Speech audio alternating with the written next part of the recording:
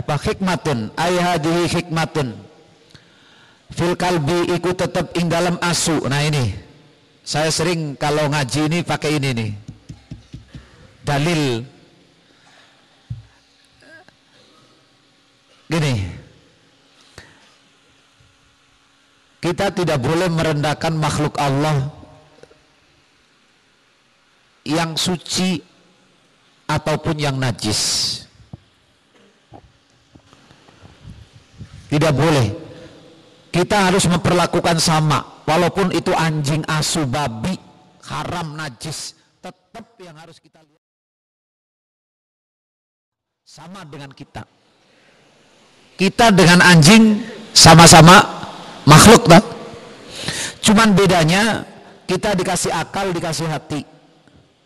Kalau hewan itu dikasihnya naluri apa namanya fitrah atau apa namanya insting kehewanan. Cuman itu nggak punya akal. Makanya hewan kambing kalau lapar anakannya mbeh, itu fitrahnya sudah seperti itu. Ingat, ini nanti yang akan kita bahas hikmatun. Anjing itu punya 10 sifat terpuji. Yang kadang sifat anjing 10 ini bisa mengalahkan manusia. Bahkan dengan kata lain, kita kalau mau jadi orang baik, belajar dari asu. Ternyata 10 sifat terpuji asu ini, kalau dicari di santri Al-Hikmah, jarang yang punya. Berarti kalau begitu, santri Al-Hikmah kalah dengan asu. Ayo, sekarang saya tanya, ente dengan asu hebatan mana?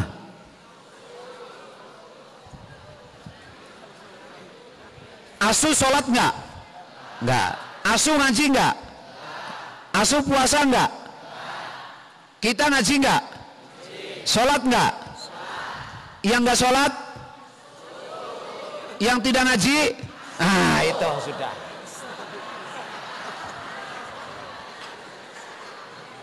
Oke? Setuju ya? Sekarang jawab jujur. Sekali lagi saya katakan, kita yang katanya santri, siapa berani adu? Anda atau anjing yang lebih hebat? Ayo, siapa yang berani jawab?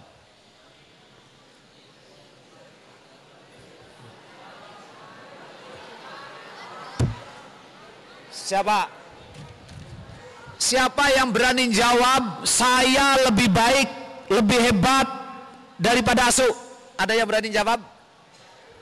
Siapa?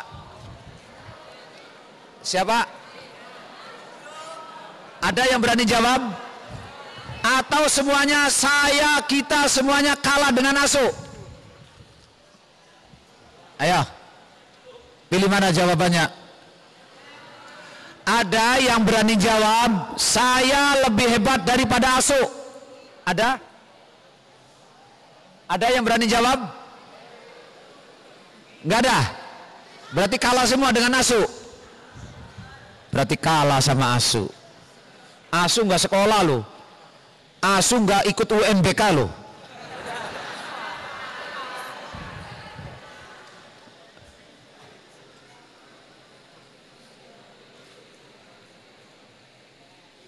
Ya jelas, kita jelas lebih menang daripada asu secara fitrah. Tapi ingat nih, ini tadi yang saya katakan, kita jangan pernah merendahkan makhluk Allah. Apapun bentuknya itu makhluk Allah, apalagi sesama manusia. Ternyata setiap makhluk yang Allah ciptakan, Allah kasih keistimewaan. Dan kadang keistimewaan itu kita sebagai manusia harus belajar dari hewan. Dan di antara hewan yang Allah berikan keistimewaan, kalau bahasa manusianya diberi akhlakul karimah kalau bahasa manusianya. Tapi kalau bahasa hewannya diberi kehebatan. Yang kehebatan ini kita sebagai manusia harus belajar dari anjing. 10 kemuliaan. Apa itu? Nah, lil kalbi, fil kalbi iku tetep ing dalam asu, asru khisalin utawi 10 pura-pura pekerti mahmudatin kang terpuji. Asu itu punya 10 sifat terpuji. Kita punya berapa? Kita punya berapa? Asu punya 10 sifat terpuji. Ayo, yang sudah UNBK ngajung. Ngajung. Yang sudah ikut UNBK kemarin. Diadu sekarang karo asu. 10. Apa itu 10 itu? Yang bagi lil mu'min. Tuh coba. Yang bagi lil mu'min, yang bagi kang seugya lil mu'mini kadune mu'minin opo Allah yakhlua yen ta ora sepi sapa mukmin minha saking asru khisalin. Yang 10 ini harus dimiliki oleh seorang mukmin. Anane ning asu tapi wong mukmin kuduk du. Berarti maknanya kita harus belajar dari asu.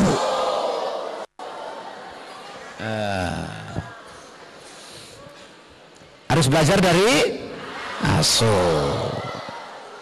Pertama, awaluha utawi kawitane asra iku la yazalu ora leren-leren sapa kaleb iku jaian lapar.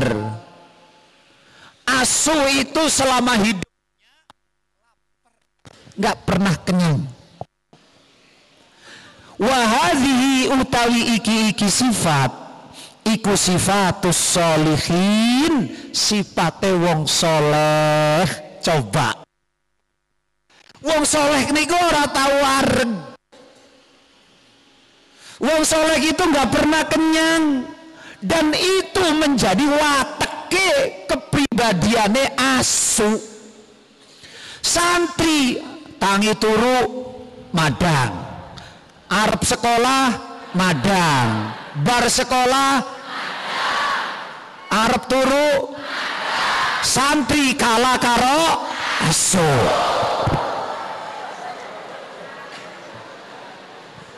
Berarti kalau lapar tidak kenyang itu sifatnya wong soleh. Ternyata kita kalah soleh karo asu. Ayo, siapa yang hebat? Makanya tadi saya tanya, siapa yang berani? Saya lebih hebat daripada asu. Ngacung.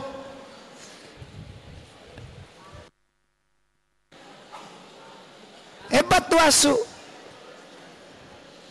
Ini maknanya apa? Sekali lagi tadi saya katakan, jangan pernah menganggap hina walaupun makhluk itu najis secara fikih, kotor, menjijikan. Tetap ada nilai hikmah yang harus kita belajar dari setiap makhluk. Itu makhluk yang tidak punya akal, apalagi kepada orang-orang soleh. Paham?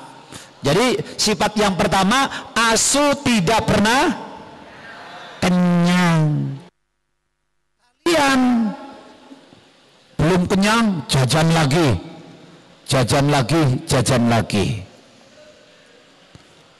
Yang kedua,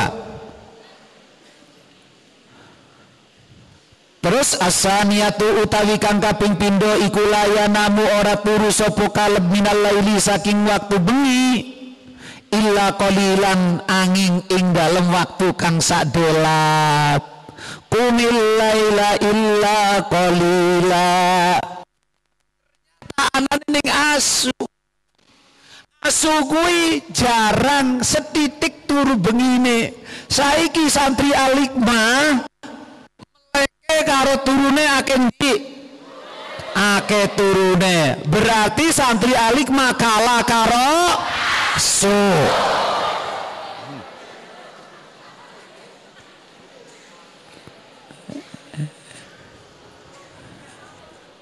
Nggak malu? Nggak malu ente sama asu, tapi ente moyoki karo asu. Najis lu, minggir. Mughalladhu lu. Ternyata yang mughallado jauh lebih hebat. Ya walaupun ini sifatnya, meleknya asu tidak ngelalal arfiah. Walaupun tidak ngelalal arfiah, tapi kan tetap bertasbih.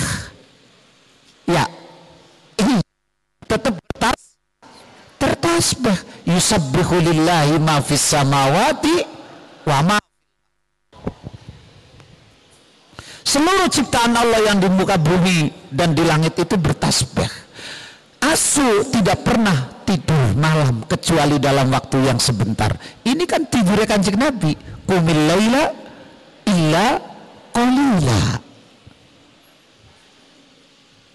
Itu wahadihi utawi iki sifat asania iku min sifatil mustahidin.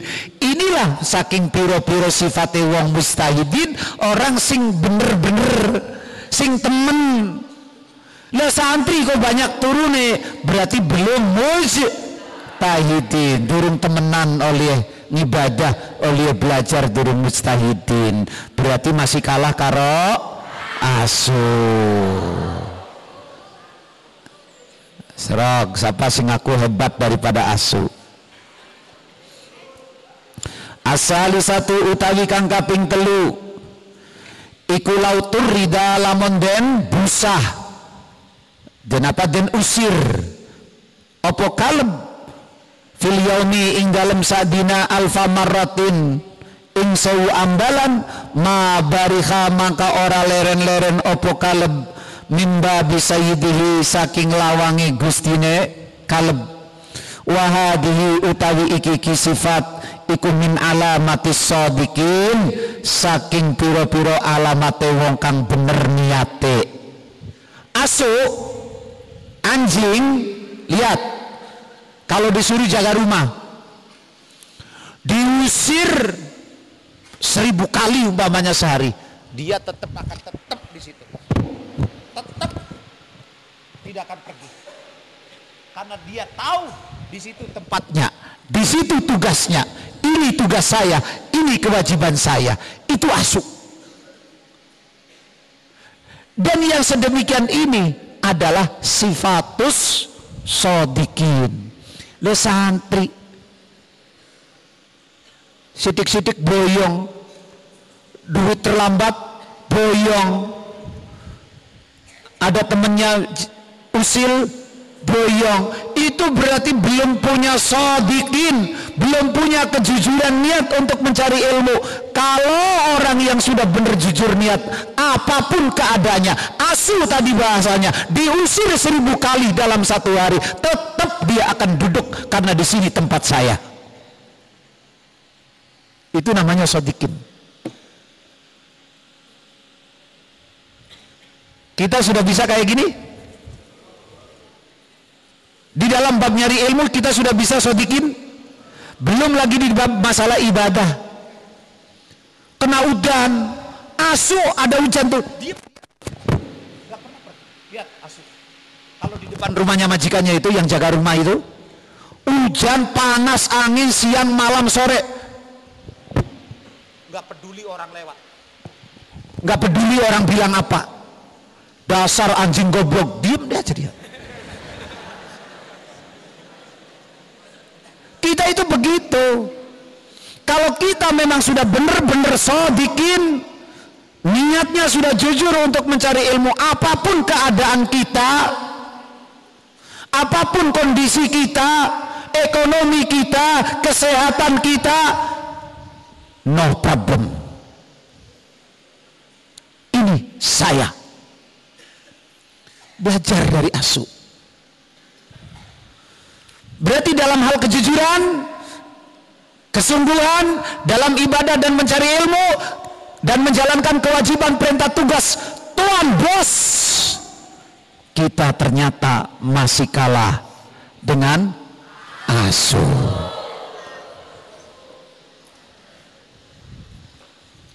Pengurusnya bakal karo asu. Lakon keliling maca lihom satun utfi biha ora jalan.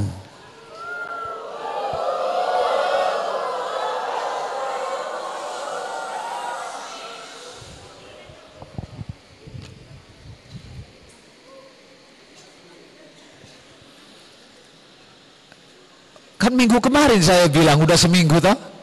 Itu kalau sudah jalan hilang semua itu penyakit.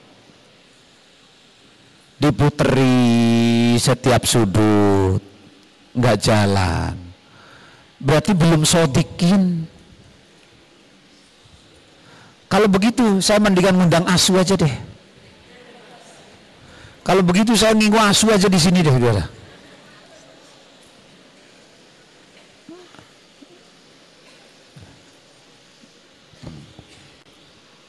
Dah.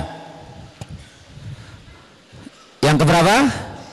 Ar-rabi'atu utawi kang kaping papat iku idza mata nalikane mati sapa kaleb lam yakhlif maka ora ninggal apa kaleb mirosan ing warisan. Lihat, ini pembelajaran untuk orang tua. Asu kalau ninggal, kalau mati itu tidak pernah tidak ada yang ninggal warisan, padahal dia punya anak enggak. Beda dengan orang tua sekarang, dari muda sampai kakek-kakek nenek-nenek, waktu usia habis yang dipikirkan cuman anak ben mati oleh warisan wis duwe omah kabeh. Berarti orang tua sekarang kalah dengan, kasih tahu tuh orang tua ente, asu punya anak, punya keturunan, punya putu, tapi asu tidak pernah berpikir kalau saya mati saya ninggal warisan apa. Tidak ada. Sesuai dengan apa yang dikatakan Kanjeng Nabi, ma taraktu, saya tidak meninggalkan apa-apa illas nataini, kecuali dua, Al-Quran dan Sunnah. Itu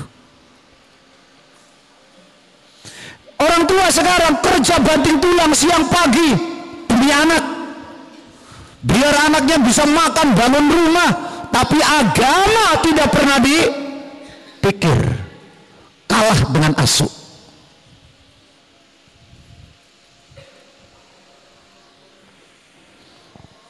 Saya ngaji pernah selama ini pakai ini nih, amplopnya kandel. Lah ning kene orang li amplop. Ini saya berapa kali udah ceramah pakai ini nih. Menarik.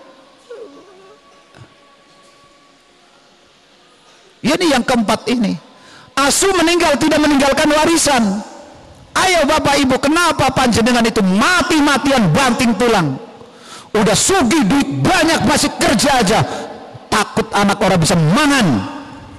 Ente berarti kalah dengan, kasih tahu orang tua ente itu.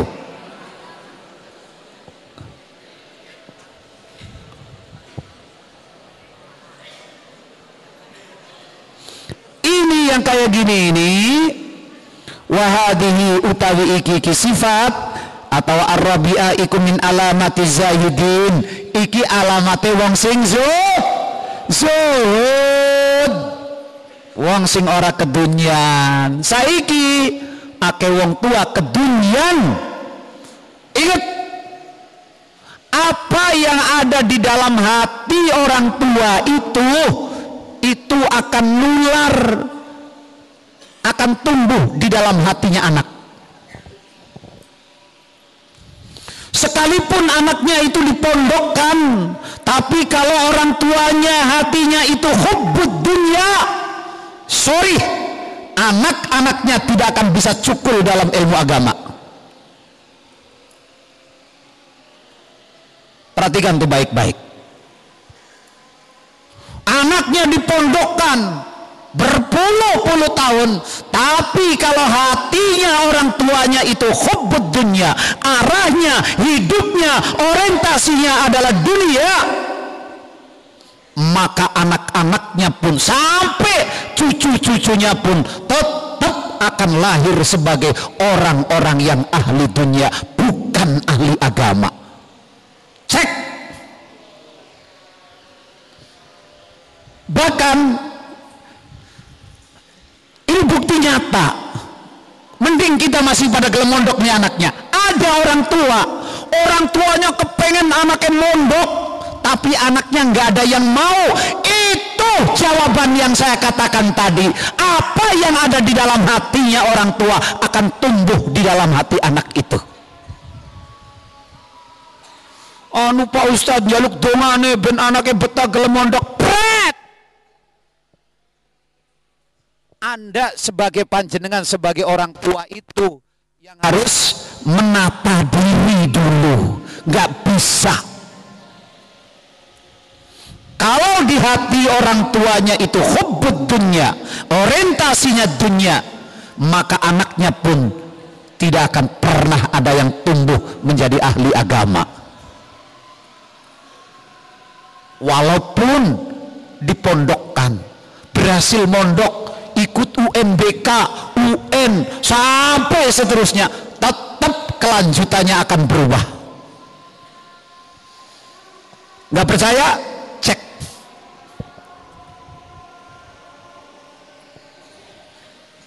Pegang tuh baik-baik gitu. Ini dari sifat yang keempat. Asu mati, anjing mati, tidak ada yang meninggalkan warisan. Kenapa? Ini menunjukkan bahwa asu punya sifat zuhud. Jika kita, orang tua kita semuanya memiliki zuhud, no dunia, tidak ada hubbud dunia, anaknya saya jamin termasuk ahli zuhud, hubbul ilmi, mahabbatul ulama wal ilmi. Itu pasti. Cek Pak, Mas, bisa dicek. Jangan jauh-jauh. Saya jangan jauh-jauh. Lihat saja di benda. Bapaknya ngajar di sini, ibunya ngajar di sini, bapaknya juga pernah pesantren lo, padahal lo. Tapi sampai di anak nggak ada yang mondok. Kenapa? Di sini Pak. Ini. Ya Allah, bapaknya tabian mondok, ibunya ya mondok. Dini saiki kok anaknya lah kasih gelem mondok. Kita biasanya yang kayak gitu itu menganggap sebagai hal yang wajar, sebagai karena antara mau dan tidak maunya anak saja, ya kan? Saya kasih jawaban dan saya kasih rahasia. Kenapa itu terjadi? Itu karena buah dari apa yang ada, yang tumbuh di dalam hatinya orang tua masing-masing kita.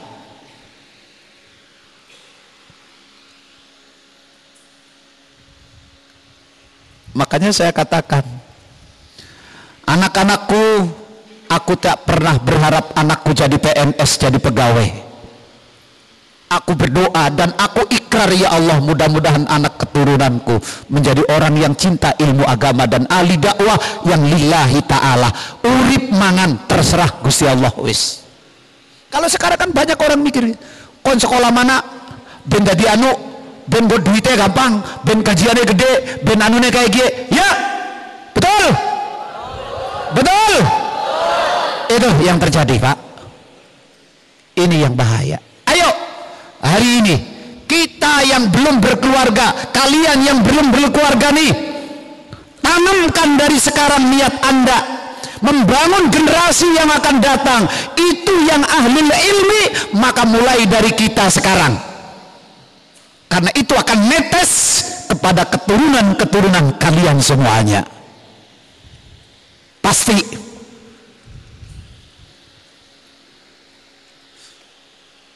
Kita mau membangun generasi yang kayak apa? Walaupun nanti pada prakteknya kerja di mana saja, tapi yang tetap mahabbatul ilmi wal ulama, itu yang paling penting. Apapun jadi profesinya itu terserah Gusti Allah. Tapi dari sekarang cara kita membangun generasi kita. Anak kita kepengen jadi ahli ilmu agama kah? Atau ahli dunia? Sekali lagi, bangun dari sekarang. tanamkan di hati kita masing-masing. Kita cinta ilmu, kita cinta agama, kita cinta Allah, kita cinta Rasulullah, dan kita cinta pewarisnya para nabi. Insya Allah generasi anak-anak kita pun akan demikian. Titik gitu. Ya.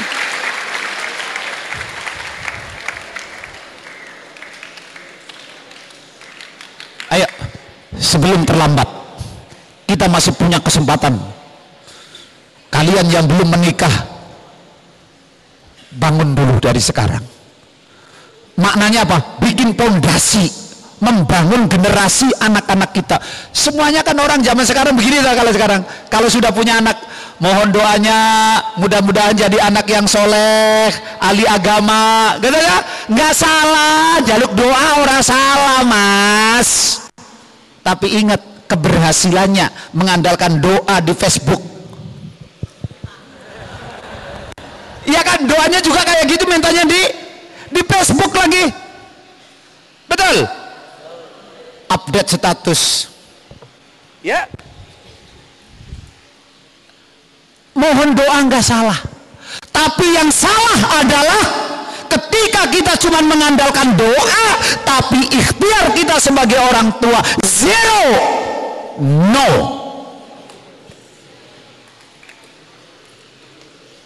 Nggak bisa. Membangun generasi, membangun keturunan harus dimulai dari hatinya orang tua.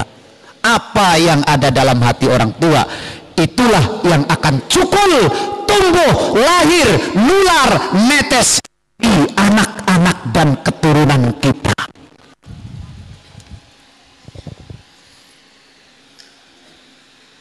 Paham? Jadi kita kalah dengan asuh.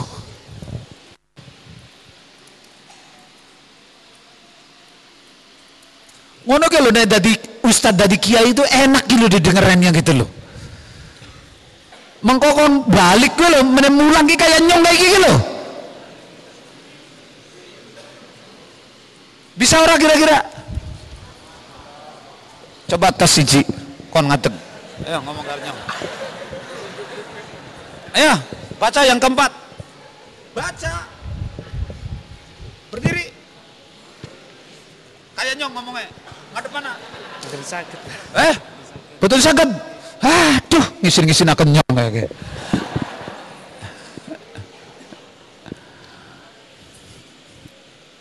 Gitu ya. Berapa tadi baru? 4. Wal khamisatu. Bisa dipahami tadi ya? Ayo dibangun sekarang. Apa cita-citamu?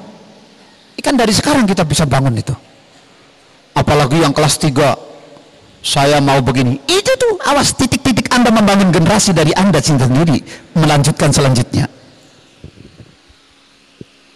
Saya ngambil jurusan ini, saya ngambil jurusan ini. Itu benih-benih pembangunan generasi Anda masa depan. Awas, hati-hati. Wah, saya mau ngambil jurusan ini karena orientasi saya begini. Anda sedang membangun ikrar kepada Gusti Allah. Ya Allah, jadikan keturunan saya seperti saya ini. Maknanya begitu. Itu banyak yang tidak sadar.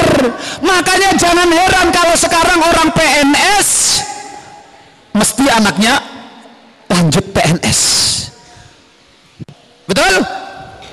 Kalau anaknya pedagang, bisnismen, maka anaknya pun terjun kepada dunia pasti. Bapaknya ibunya dunia, anaknya pasti dunia. Tapi kalau bapak ibunya agama, pasti anak turunnya juga agama. Kenapa anaknya kiai lah kasih bisa bisnis? Laka darahe, laka bibite, laka oyode.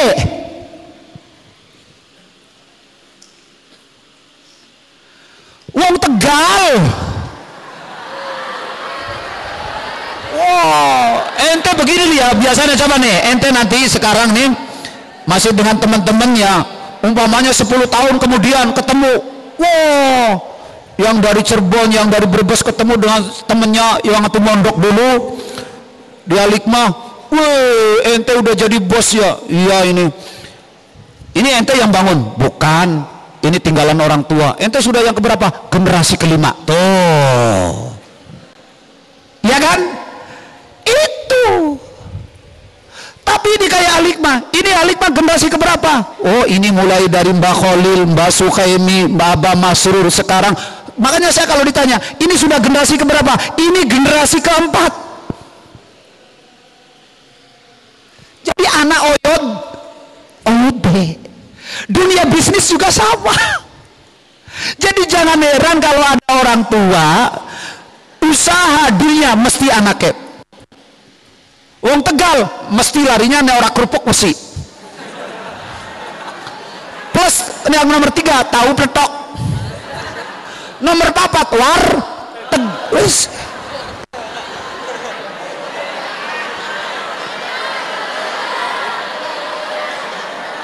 Lo ada mas, saya nyuruh saya dulu ya. Abah Masrur itu Allah yarham pernah cerita sama saya.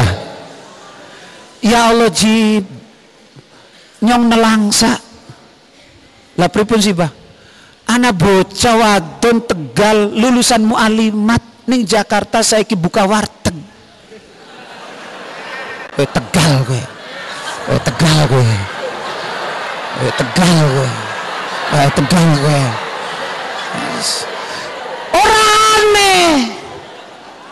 Orang aneh.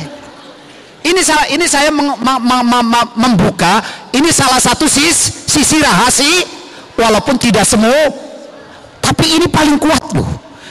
Gen paling kuat dari orang tua.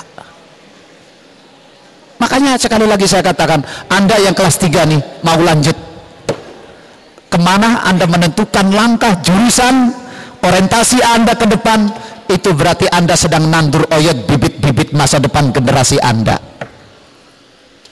Ini yang jarang diperlihatkan.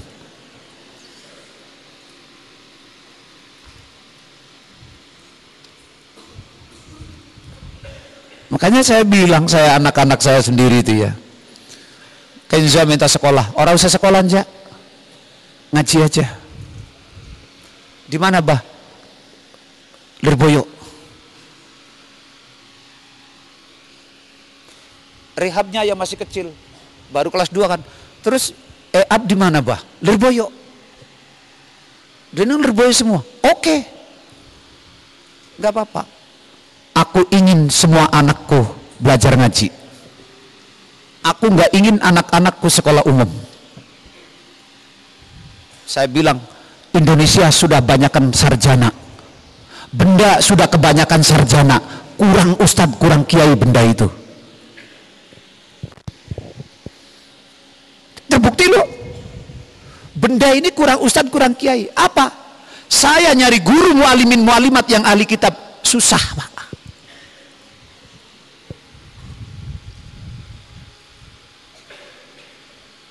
Tapi kalau SMK, bikin SMK 1 minggu komplit guru.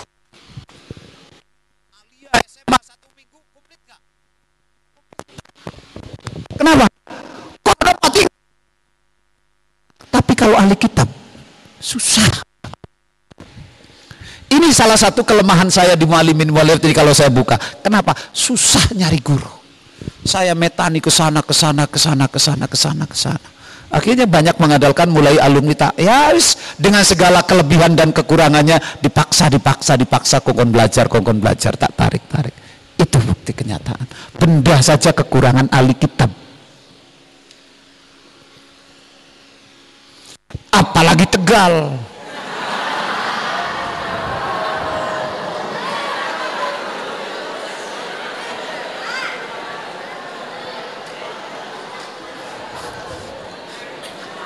Nggak tahu, saya itu sama orang Tegal kok nafsu banget gitu ya.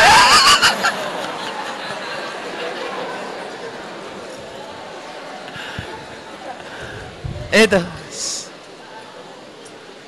Dan dia mau, masih kecil-kecil itu mau. Ini yang saya ingin buktikan, sejarah data membuktikan bahwa termasuk gen. Anak itu gen daripada, jadi dalam gen itu bukan dalam penyakit saja, tapi dalam masalah pendidikan pun, sampai perilaku akhlak itu gennya adalah orang tua.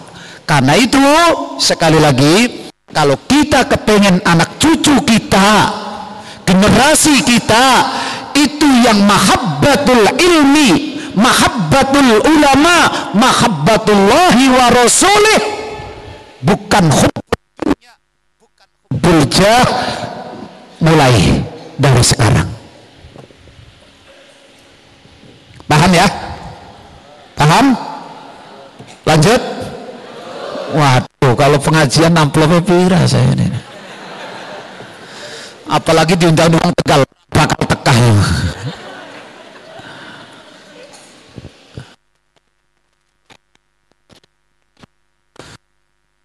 Bingung ya. Siapa yang undang Banyumas ada 2, tanggal 4 dengan tanggal 11. Tanggal 13-nya saya harus ke Lampung, tapi saya mau cancel semuanya. Amplopnya rasa pira, coronanya gede.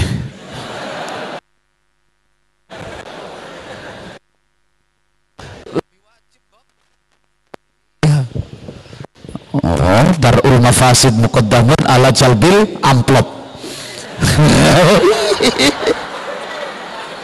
Gitu.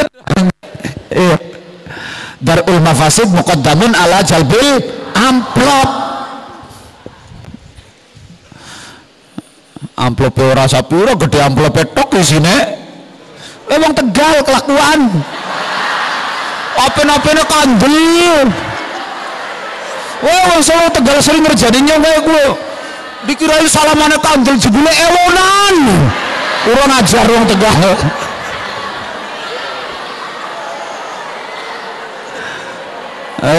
Pokoknya Rika mengko kalau anda terus jadi ustad diundang karo wong Tegal, ya jual mahal dikit lah karo wong Tegal, kurang ajar.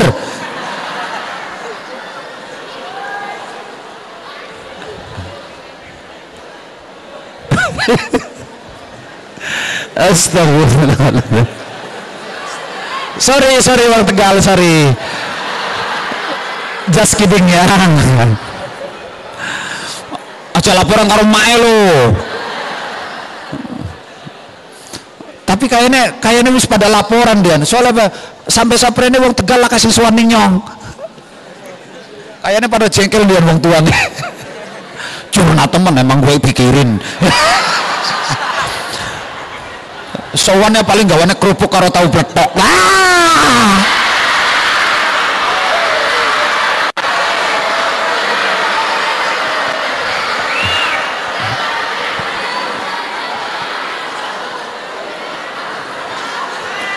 Ya untung dibanding bocah baru baju emas babar belas.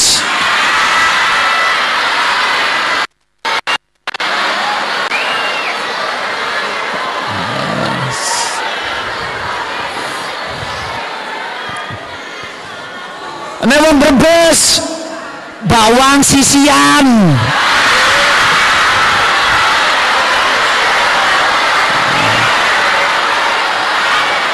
Bawang protolan ke lo, bawang protolan sing didol ora laku mereka digawa men.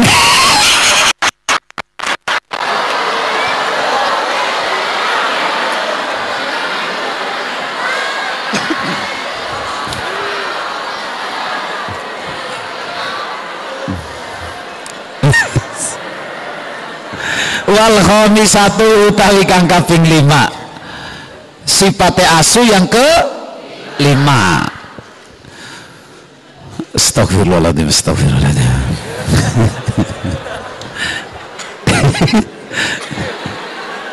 Set minum di situ.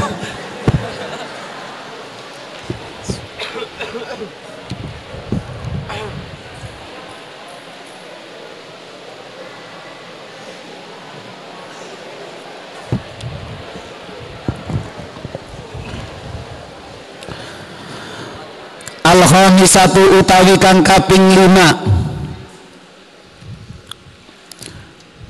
Mana tadi? Iku ayakna ayen tan rima opo kaleb minal ardi saking tanah bi adna maudiin kelawan lui inane asore panggonan.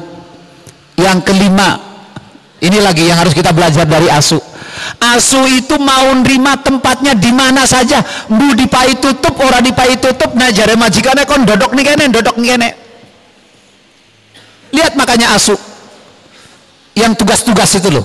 Ataupun anjing liar. Anjing liar itu loh, geletak pinggir jalan, becek, gelem nih kono. Kita manusia udah dikasih keramik kurang bagus, minta kasur kayak gue kurang anget, minta bed cover masih kurang, minta spring bed masih kurang. Coba asu di mana ditempatkan oleh majikan, dia mau nerima tempat di situ. Bi adnal ardi, sejelek apapun tempatnya, dia duduk, dia tidur di situ. Kita ini, masya Allah, berarti asu itu punya sifat apa? Qanaah.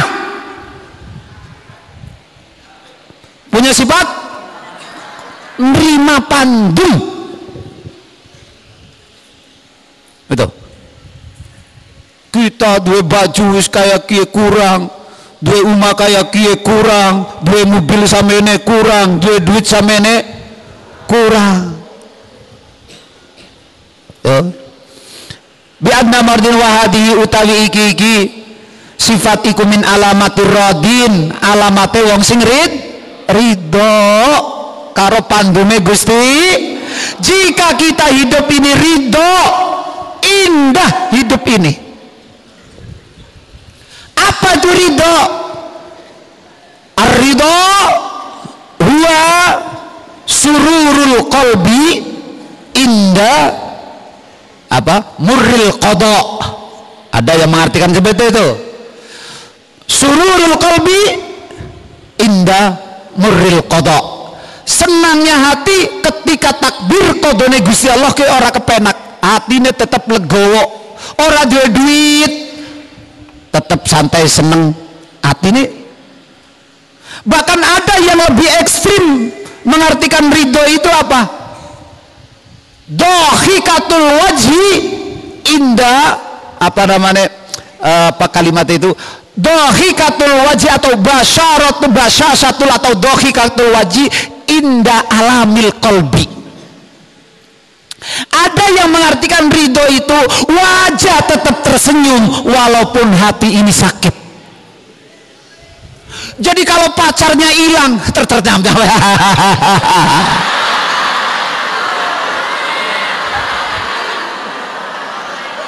duitnya hilang, duitku ada yang seneng juga sama duitku. Pacarnya hilang, alhamdulillah pacarku ada yang naksir juga, nggak apa-apa, masih banyak yang baru melahir. Istrinya hilang,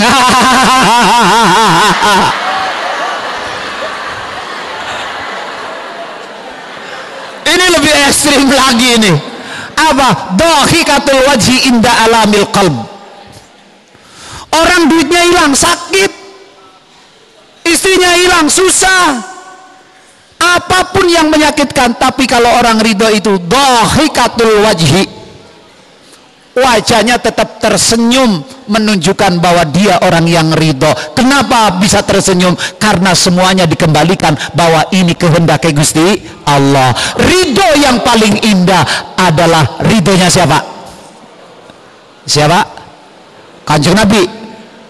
Sudah pasti. Selain Kanjeng Nabi yang bukan Kanjeng Nabi, siapa?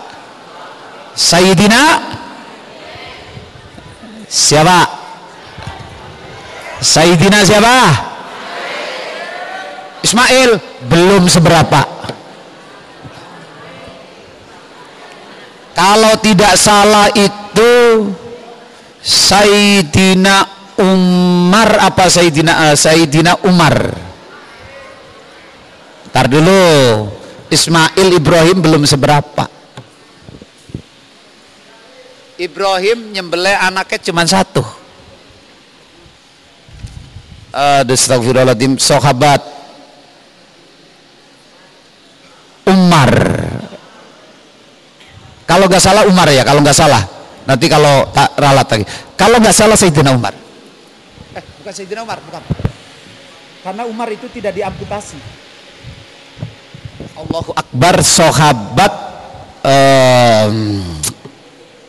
mohon maaf saya lupa namanya. Gini ceritanya, ini luar biasa sekali. Ini dicontohkan oleh para ulama. Kalau Anda ingin belajar ridho, belajarlah dari orang ini. Namanya lupa saya. Dia habis perang, kakinya terluka, harus diamputasi. Habis perang terluka, tidak bisa diselamatkan, diamputasi tangannya, kakinya. Pulang diamputasi, sampai di rumah anak tercintanya wafat. Coba, anak yang terkasih wafat. Coba kita bisa membayangkan nggak itu? Orang tuanya habis diamputasi, anaknya yang tercinta meninggal. Kira-kira kita apa coba? Orang kayak apa coba? Jeritnya itu. Kira-kira jerit nggak? Wah, kita tidak bisa membayangkan. Tapi apa orang ini jawabnya? Coba apa yang dikatakan? Ya Allah, terima kasih. Kau telah memberikan aku dua tangan dan memberikan aku dua kaki. Kini kau mengambil satu dan kau masih sisakan aku 3. Terima kasih ya Allah. Terima kasih pula ya Allah, kau telah memberiku 7 anak dan ini kau ambil 1, kau sisakan 6. Terima kasih ya Allah. Tidak ada kata penyesalan, tidak ada kata duka, tidak ada kata galau, tidak ada kata menangis. Kenapa? Ini hati yang ridho. Orang yang ridho itu semua melihat apa yang terjadi sekalipun pahit, itu semuanya dikembalikan kepada Gusti Allah. Indah. Makanya kalau Anda di pondok duitnya hilang, kembalikan kepada Gusti Allah. Nggak mungkin dicolong kalau tanpa ada kehendak Allah. Itu nggak usah marah-marah. Marah-marah nggak menyelesaikan masalah. Aku nggak betah di Alikbah. Kenapa? Kancaku pada nyolongin duit. Nggak bakal selesai. Dimanapun pindah pondok tetap ada maling. Jangankan di pondok, wong di Masjidil Haram aja copet banyak kok. Jadi kalau kita menghadapinya dengan emosi, wah nggak bakal selesai. Tapi kalau menghadapinya dengan ridho, hidup akan menjadi indah tanpa beban dan tidak ada problem hidup karena semuanya atas kehendak Gusti Allah. Itu asu itu ridho. Jadi santri itu turu kayak kie ridho, udah nggak jangan neko-neko. Gak usah bilang turunnya orang sekono kok masuk angin. Asu bengletak orang masuk angin. Ngono kok jalile. Gitu dong. Masa saya kalah karo asu? Malu dong. Asu nggak sekolah aja mau kayak gitu. Saya yang sekolah berpendidikan masa tidak punya perasaan untuk hidup sederhana, menerima dengan begini? Malu dong. Tidur geledak nggak usah malu. Tidur di depan masjid nggak apa-apa. Asal jangan di jalan raya.